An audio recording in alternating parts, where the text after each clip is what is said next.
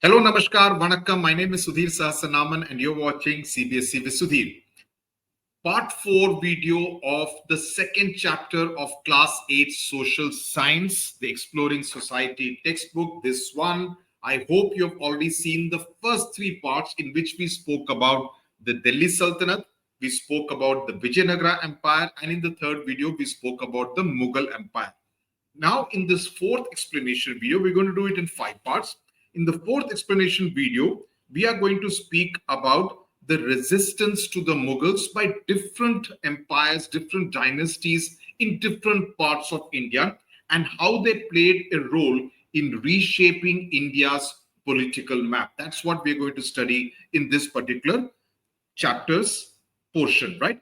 This is extremely important because there's a lot of detail. So I would advise you to keep your notebook with you, keep your textbook also open. I've tried to put it in such a way that it's easier for you to understand, because when you study the textbook the first time, it can be a little overwhelming, it can intimidate you. But when you go through this with the help of these notes that I've created, it will just help you. So please keep noting down everything as we go along.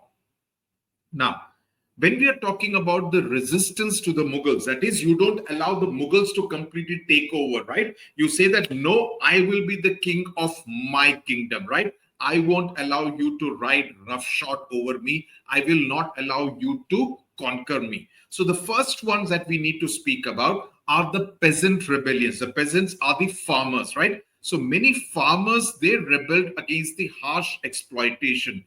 The Jat peasantry, especially who are there in modern day western part of Uttar Pradesh, even today in the western part of Uttar Pradesh, is known as the Jat heartland. The Jat is a peasant farmer community. In Haryana, again known for their Jats, right?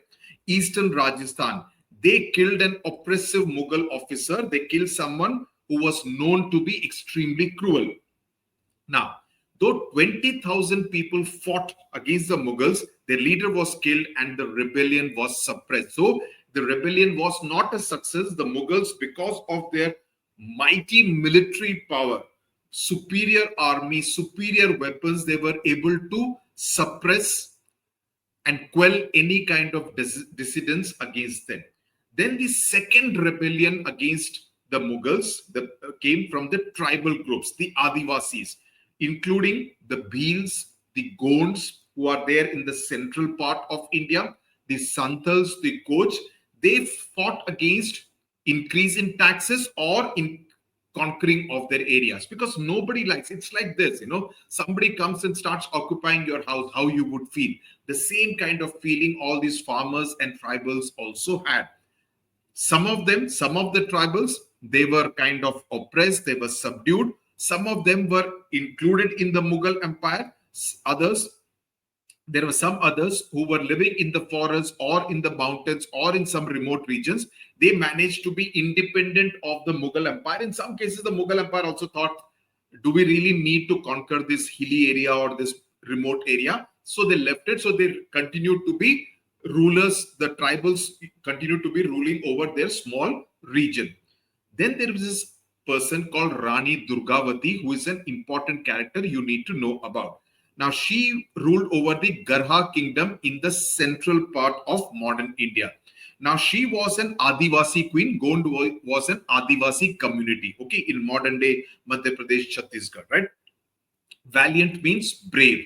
She ruled wisely and made her kingdom very prosperous. She maintained an army of 20,000 soldiers and 1,000 elephants, and that helped her kind of fight back against any kind of invasions from the Mughals, right? So Rani Durgavati therefore becomes an important central figure who represents the resistance to the Mughal rulers.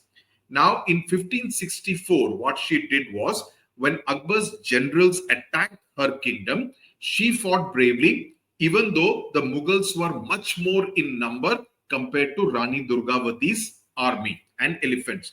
She was wounded and then she killed herself so that she could avoid being captured by the Mughals, and she became a symbol of regional pride and resistance. So please remember Rani Durgavati, an important character.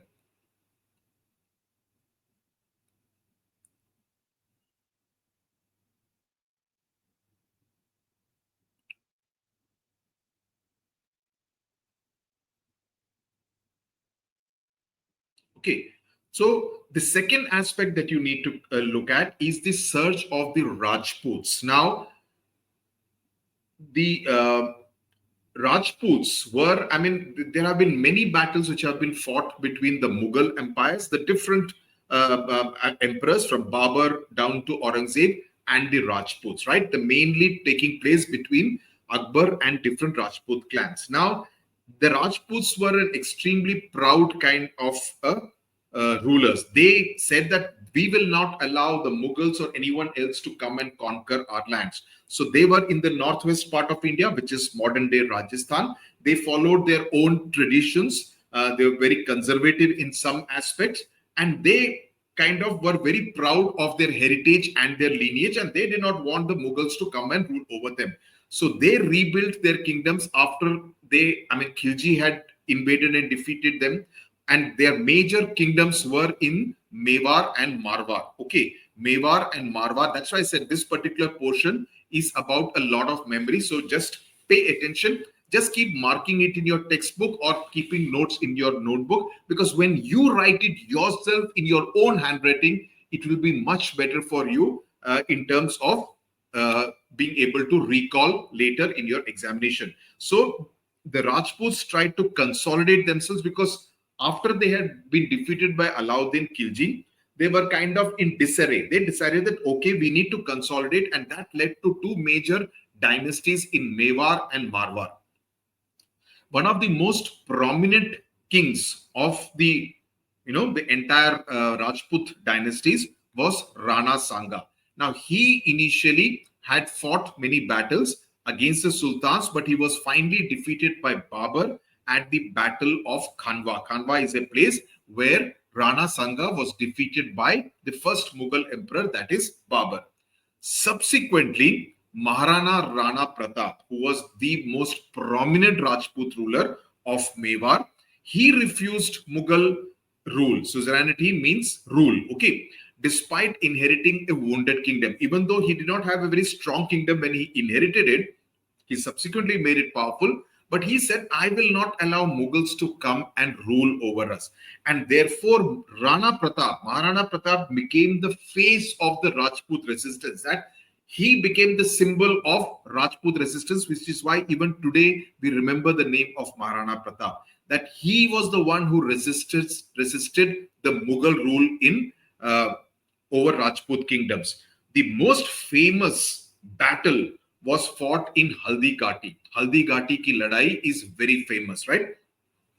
In 1576, the Mughals had the upper hand, but Maharana Pratap managed to escape. Okay, and he fought guerrilla warfare. Guerrilla warfare essentially is when you make sudden, unexpected attacks on the enemy and retreat immediately before they can react, right? So it is not like conventional battle on a battlefield, but you take them in the night, 1 o'clock in the night, you will kind of attack the enemy camp, and before they can realize, you will get off from there. So you don't lose any people, but you manage to inflict damages on the enemy camp. So Rana Pratap pursued guerrilla warfare from the Aravalli Hills, which is near Rajasthan, for many years, determined that he will not succumb or get defeated by the Mughals. He received strong support from the Bhil community, another Adivasi tribal community, and they were very good in archery, in bow and arrow. And since they were locals of that area, they knew the terrain, the entire geography of that area, they knew. So they decided to help Rana Pratap instead of supporting the Mughals. And during Aurangzeb's reign, several Rajput nobles, they rebelled, including Durgadas Rathor of Marwar, and that kind of limited Mughal authority in Rajasthan. So you realize that there are many Rajput kingdoms, okay, or nobles who were not very happy with playing second fiddle to the Mughals, and therefore they always came to the fore. And Rajputs are also known for their courage and valor, and this was very important, and this is an important aspect as far as this chapter is concerned. Then let's come to another important group of rulers called the Ahoms. Okay. This was an ethnic group. Ethnic group means because they spoke a particular language, they followed a particular culture. So that's why it is known as an ethnic group. They moved from Myanmar, which is Burma, which is known as Burma at that time. Okay. Which was then known as Burma. now its name is Myanmar. They came to the Brahmaputra Valley, which is in Assam, in the 13th century, and they established the Ahom kingdom. Okay. Assam, the name is some kind of a variation of Ahom. They offered again stiff resistance to the rulers during the Delhi Sultanate, the Lodi dynasty, the Khilji dynasty, the Tughlaq dynasty, the slave rulers, etc., and also later the Mughals. So they did not allow them to come and rule over their Ahom kingdom.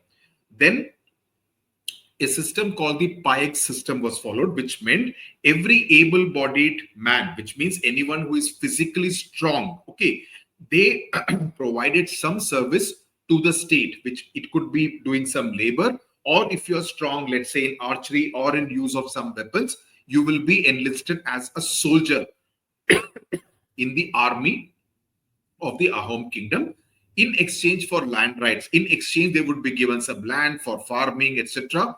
And it allowed for public infrastructure and a large standing force without a permanent army. So even though they did not have a permanent army, there were many people who were enlisted, who, if there would be any need, they would come and fight on behalf of the Ahom kingdom or provide any services to the army, right? So it was that kind of an arrangement that they had created. So what they did was assimilated local culture, means they respected the local culture, they promoted agriculture, they encouraged diverse faiths. It does not matter which religion you belong to, what is your occupation, but they encouraged different kinds of faiths. Okay, in the 17th century, they again, see, the advantage with many of these local kingdoms is that as opposed to the outsider, right, they would always know what is the local geography like, and that's always an advantage when you're fighting a battle. If you know that, okay, there is this mountain where I can go and hide and nobody can find me because I know the geography and the forestry of that region, it's always a huge advantage when you're fighting a battle, right? So dense forests, hills, rivers, right? I know that there is a river, I can cross this, and I know the shortest route by which I can cross this river, which the enemy will not know. They will take a long time to cross the same river, right? So local knowledge always is extremely important. And they used also guerrilla tactics, right? The Rajput rulers, and in order to repel Mughal forces led by Aurangzeb. So Aurangzeb had sent the Mughal forces and they managed to repel them. Then there was this battle of Sarai Ghat, which is again important. Please remember the date also, where Ahom military commander Lachit Borkupan, okay, and 10,000 men defeated a Mughal force of 30,000 on the river Brahmaputra. Very important, and that helped them preserve their independence. So this battle of Sarai Ghat, again, just like the battle of Haldi Ghati, another one which you should remember about, because this can come as a question in your examination paper, right? Next, let's move to the rise of the Sikhs. Now, this is again very important. Let me just look at the thing in case if I've forgotten all and missed out anything. All this and this thing. Now, Rani Durgavati, this is a photograph which is there in your textbook. So if you get a photograph based question, you need to be able to identify. Now, this particular statue is been put of Rani Durgavati, who fought against Emperor Akbar. Then we are talking about the surge of the Rajputs, the Rajput kingdoms. And this is again an impression of the Battle of Haldi Ghati, which is again a very fierce battle that was fought, right? And you're talking about Maharana Pratap. I have told you, this is the Mewar symbol. All the photographs which are there in your book, please take a very close look at them, because you may be asked to identify and questions could be asked based on that photograph as to what it is, who put it, what does it depict, etc. So that is something which you should always know. Okay. And then we come to the Ahoms. I have already spoken about this, right? The Ahoms out there, again, Ahom is modern day Assam, right? So it says the Battle of Sarai Ghat was fought near modern day Guwahati, which is the, I mean, not the cap, this thing, Guwahati is the main biggest city in Assam, right? So this is something which is no. So this is an important quote where Ram Singh, who was the general in the Mughal army, a Rajput, he praised the Ahom warriors, said that every Assamese soldier is expert in rowing boats, in shooting arrows, in archery, in rowing, in digging trenches. So they are very good in military warfare and in wielding guns and cannons. I have not seen such specimens of versatility in any other part of India. What does versatility mean? Versatility means that you are able to do different things at the same time. You are not good only in one thing. You're good at archery, you're good at rowing boats, you're good in digging trenches, you are good in wielding guns, you're good in using cannons also. So you are an all-rounder. Okay. How did the Ahoms use the rivers? Because they knew the local geography, so they were able to navigate and indulge in guerrilla warfare, etc. also. So they were able to be 2 steps ahead of the enemy, and they were able to launch surprise attacks also on the enemy. So that's how guerrilla warfare and the knowledge of the geography comes in very useful. This is the Battle of Saraighat, which is a plaque commemorating it, which means we create this kind of statues and plaques in order to celebrate what was done at that time. Right. Now let's come to the rise of the Sikhs. Now, as far as the Sikhs are concerned, Guru Nanak was the peaceful person, Guru, in the 15th century in modern day Punjab, who spread the message of equality, kindness, compassion, oneness of God, Ik Onkar, and the followers became Sikhs. So he established the Sikh religion, right? Initially, it was only a spiritual movement in the sense that it was more for religious matters. But the later gurus, there are 10 gurus in all, from Guru Nanak to Guru Gobind Singh, who kind of decided that just being tolerant and spiritual and religious will not be enough. You need to also be able to kind of fight against the cruel Mughal rulers who are very intolerant of anyone else who is following a different faith. They want everyone to follow only Islam. There was Guru Arjan Singh, who was tortured to death by Emperor Jahangir, right, for supporting his rebellious son. So that is again something which was done. So Guru Arjan Singh was tortured to death. Then Guru Hargobind Singh, who was the son of Guru Arjan and his successor, he introduced, and that's where the change happened. They introduced martial training, so that they decided that they need to be kind of strong enough to take on the enemy, and formed a Sikh army. Okay, they formed a Sikh army and clashed with the Mughal rulers.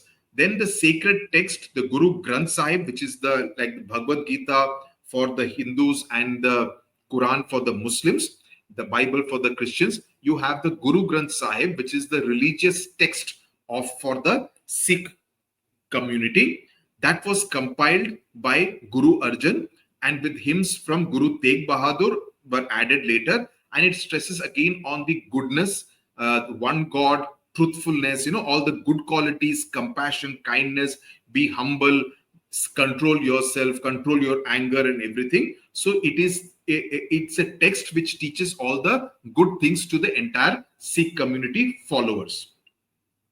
Okay, then subsequently you came to Guru Tegh Bahadur, right? You would have heard all these names. Guru Tegh Bahadur, there is also a hospital in Delhi. In 1675, he supported the Kashmiri Pandits who were seeking protection from Mughal rule persecutors. They were being suppressed by Mughal rulers, and Aurangzeb had ordered that all these Kashmiri Pandits who are followers of the Hindu religion should convert to Islam, and Guru Tegh Bahadur refused. Aurangzeb wanted him to convert to Islam. I'm sorry, not just the Kashmiri Pandits.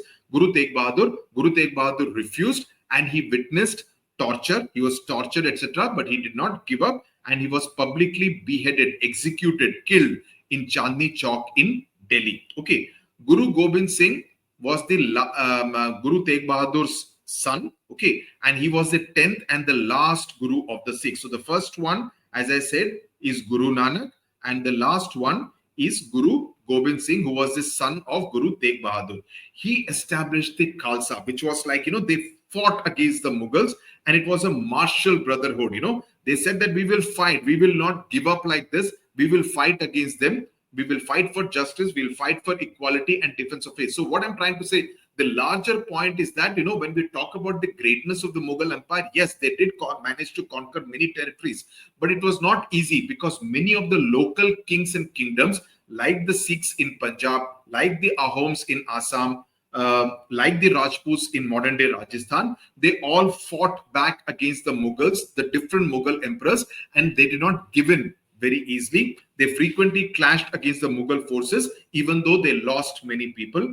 And as the Mughal Empire declined after Aurangzeb, the Sikh confederacies emerged in Punjab that they managed to consolidate themselves, and they were unified by Maharaja Ranjit Singh, okay, at the turn of the 19th century. And he was very strong in military matters, also diplomatic skill and religious tolerance, and he established a very strong Sikh empire that kind of was many parts of northwest India, which at one time would have been under Mughal Empire, but now they came under the Sikh Empire and went up till Kashmir. And this empire even resisted Mughal remnants and later British expansion till the middle of the 19th century, till about 1850. They managed to resist a lot of that. So this way it becomes extremely significant. So this is about, so what I want you to do in your notes, please write down what each guru did. Guru Nanak, Guru Arjan, Guru Hargobind, Guru Tegh Bahadur, Guru Gobind Singh, the main gurus who have been mentioned in your textbook. Please write what each person did, so that it becomes easier for you even to attempt match the following kind of questions, right? So Guru Tegh Bahadur, what was the connection between Kashmiri Pandits and Guru Tegh Bahadur? What did Guru Gobind Singh do? Now this is an illustration of Guru Gobind Singh on his horse, and he's known as the most brave of the Sikh gurus, the 10th guru, right? So this is about Guru, this thing, and Guru Tegh Bahadur, who was the 9th guru before Guru Gobind Singh. And there is Guru Sisganj Sahib in Chandni Chowk, the famous shopping area in Delhi. It's a place of worship. This is where Guru Tegh Bahadur was beheaded by Aurangzeb in 1675. And this Gurudwara is ordered by the Sikh regiment of the Indian Army, which has saluted it before the president in the Republic Day parade each year since 1979. So that way it is extremely significant. So Chandni Chowk, again, you need to know the significance, which guru, Sikh guru, it is associated with. Okay. Now, it talks about, I've already spoken about all this. One second.